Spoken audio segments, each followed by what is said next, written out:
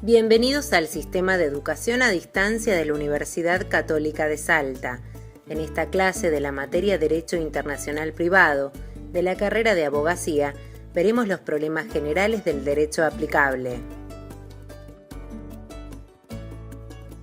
Ahora nos vamos a referir en esta unidad temática, varias unidades temáticas, la 4, la 5 y la 6, a los problemas generales del conflicto de leyes o conflicto de derechos, es decir, los problemas generales del problema central de nuestra materia, que es el derecho aplicable. Antes de abordar esto, recordemos que hay diversas soluciones. Hay soluciones territorialistas, o sea, aplicamos el derecho propio, el derecho del juez.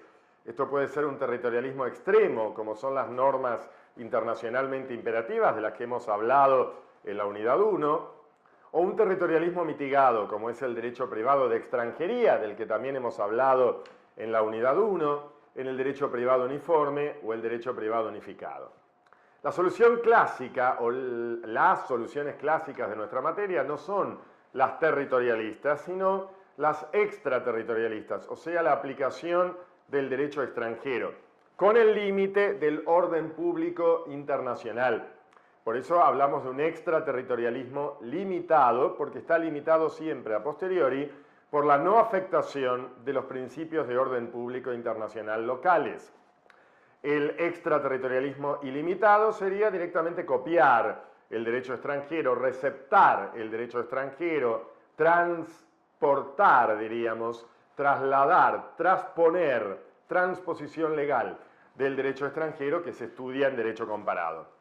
Y las soluciones no territorializadas son las que dan las propias partes a través del ejercicio de la autonomía material de la voluntad, elaborando normas que desplazan inclusive las normas imperativas del derecho aplicable, y también cuando las partes, cuando los jueces o los árbitros, en el caso, elaboran concretamente la solución individual a través de lo que se llama solución material propiamente dicha. Estas soluciones tienen métodos.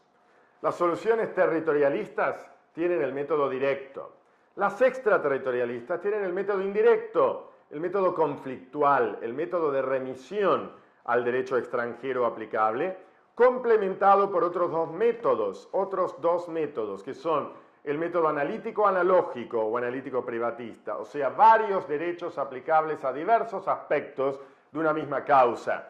Un derecho aplicable a la capacidad, otro aplicable a la forma, otro aplicable a la validez y efectos del contrato, u otros aplicables a los efectos personales, a los efectos relativos a bienes. De esto habla el Código Civil y Comercial en el artículo 2595.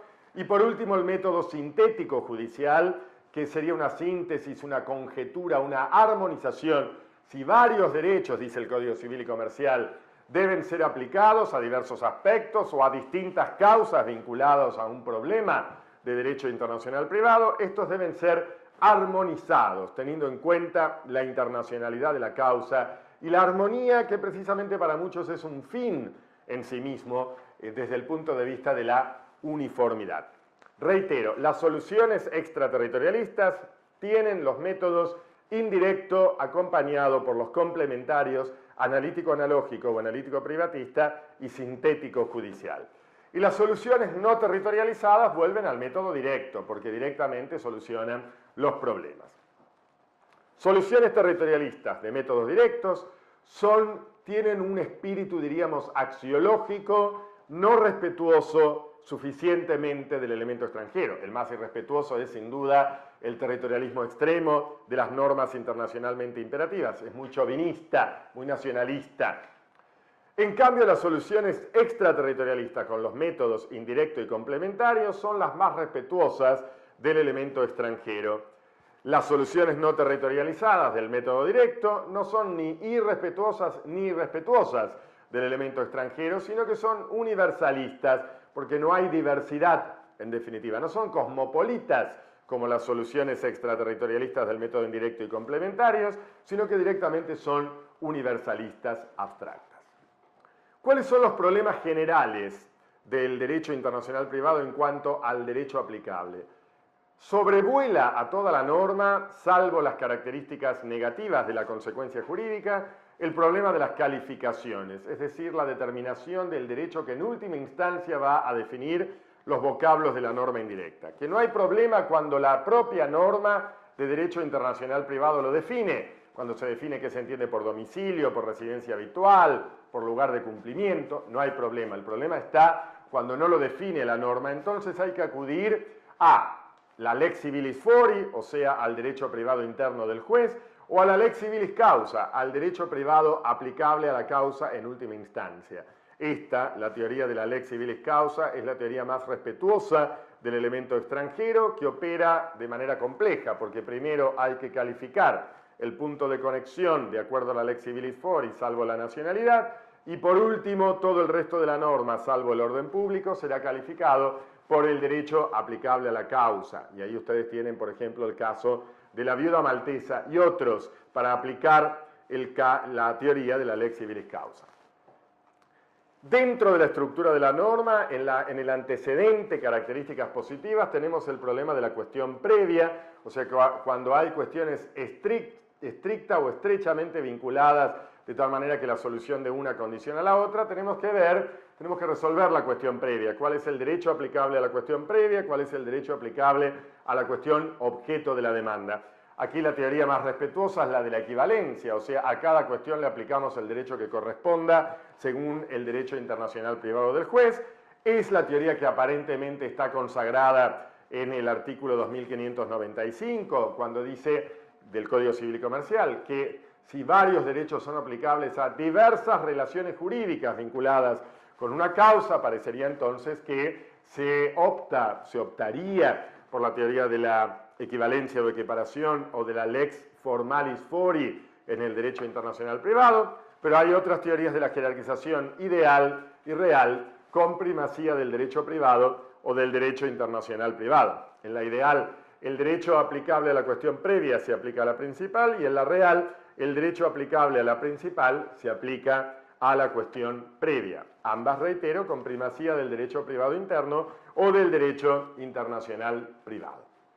Resuelto esto, tenemos que ir a las características negativas del antecedente y ahí tenemos el fraude a la ley, o sea, la manipulación de los hechos para lograr la aplicación de un derecho que si no, no sería aplicado. Obviamente el legislador tiene que rechazar el fraude a la ley porque no puede borrar con el codo lo que escribió con la mano.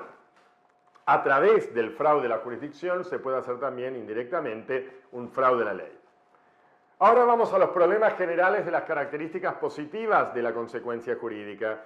Acá tenemos la conexión cuando se determina de manera concreta, estable, precisa el derecho aplicable, cuando se dice el derecho argentino es aplicable, cuando las partes dicen el derecho brasileño es el aplicable, pero la mayoría de los casos es una determinación abstracta a través de los puntos de conexión, personales como la ley del domicilio, reales, lugar de situación del bien, o conductistas como el lugar de celebración o cumplimiento de un contrato, por ejemplo. A través de los puntos de conexión me conecto con el derecho aplicable y el primer problema que surge cuando lo conectado es derecho extranjero, porque el derecho internacional privado del juez tiene normas de importación, es el problema de los ámbitos, precisamente del ámbito espacial de alguna manera y temporal. El ámbito espacial, cuando hay una covigencia de derechos aplicables en un mismo territorio, hay que buscar aquel derecho precisamente que esté más estrechamente vinculado con la causa, si el derecho internacional privado no lo resuelve. Y el problema temporal, cuando cambian también los derechos aplicables en el tiempo, sucesión temporal de derechos aplicables, también habrá que aplicar precisamente aquel derecho que guarde la vinculación más estrecha desde el punto de vista temporal. De esto se ocupa también el artículo 2595 del Código Civil. El segundo problema es la cantidad de derecho aplicable, o sea, si cuando me refiero a derecho extranjero me refiero directamente a sus normas de derecho privado interno o a las normas de derecho internacional privado, pero solo si tiene normas de exportación, o a todo el derecho internacional privado, normas de importación y exportación incluidas. Esta última teoría, la referencia a todo el derecho, incluidas las normas de conflicto, de remisión indirectas de derecho internacional privado, se refiere el Código Civil y Comercial, con la salvedad de que cuando el derecho extranjero declarado aplicable remite al derecho argentino, se aplica el derecho interno argentino con exclusión de sus normas de conflicto, o sea que está expresamente aceptado el reenvío, pero el reenvío de primer grado y de segundo, no el reenvío doble, es decir, el ping-pong internacional. Y por último, dentro de las características positivas de la consecuencia jurídica, último no, penúltimo, discúlpenme, está el problema de la calidad del derecho extranjero aplicable, es decir, ¿en qué entendemos por derecho extranjero? Entendemos que el derecho extranjero es un hecho o un derecho. Y aquí tenemos varias teorías fácticas y teorías jurídicas. Las teorías fácticas, a su vez, puede ser la teoría fáctica que dice que el derecho extranjero es un hecho como cualquier otro que debe ser probado y por lo tanto procesalmente el derecho extranjero se aplicará siempre que lo aleguen y prueben en definitiva las partes. Si las partes no lo prueban, el derecho extranjero no se aplica. Esta teoría está descartada hoy en día prácticamente, ¿no?, del derecho internacional privado positivo, aunque efectivamente el Código Procesal Civil y Comercial de la Nación dice que corresponde a las partes la alegación y prueba del derecho extranjero, y también de alguna manera el Código Civil y Comercial en el 2595, porque dice sin perjuicio de que las partes puedan alegar y probar el derecho extranjero. Pero no parece la regla hoy en día. La regla parece ser la de que el derecho extranjero debe ser aplicado precisamente de oficio. Es lo que dice, porque dice que es el juez el que debe establecer el Código Civil y Comercial. El juez es el que debe establecer el contenido del derecho extranjero, sin perjuicio de que las partes puedan alegar y probar. Y cuando tiene que aplicar derecho extranjero, dice que debe interpretarlo tal como lo haría el juez extranjero. Esto parece consagrar la teoría del uso jurídico de Goldschmidt, que consiste en aplicar derecho extranjero es imitar la sentencia que con el máximo grado de probabilidad dictaría el juez extranjero, para lo cual yo debería buscar primero la sentencia que dictaría el juez extranjero a través de la jurisprudencia, del derecho comparado, de la doctrina, etc. Y luego, en última instancia, ver lo que dice la ley extranjera. Esta teoría del uso jurídico es muy importante, es la de Goldschmidt, que consideraba que el derecho extranjero es un hecho notorio. Nosotros no entendemos eso, nosotros creemos que el derecho extranjero no es un hecho notorio, sino que es derecho con la tridimensionalidad que tiene todo derecho, pero que sí hay que imitar la sentencia extranjera porque hay que ponerse siempre en el lugar del otro. El derecho consiste en eso, en ponerse en el lugar del otro, y para ser más respetuoso del elemento extranjero debemos ponernos en el lugar del juez extranjero y conjeturar cuál sería la sentencia que con el máximo grado de probabilidad dictaría el juez extranjero. Esta teoría estaba consagrada ya en la jurisprudencia argentina, en el caso Sabaté y otros casos también de la jurisprudencia, sobre todo en materia de concursos y quiebras. Es la teoría que está en la CIDIP 2 de normas generales de Montevideo de 1979. Recordemos que los tratados de Montevideo establecen la aplicación de oficio del derecho extranjero y el Código Procesal Civil y Comercial de la Nación establece la posibilidad de que el juez aplique de oficio el derecho extranjero.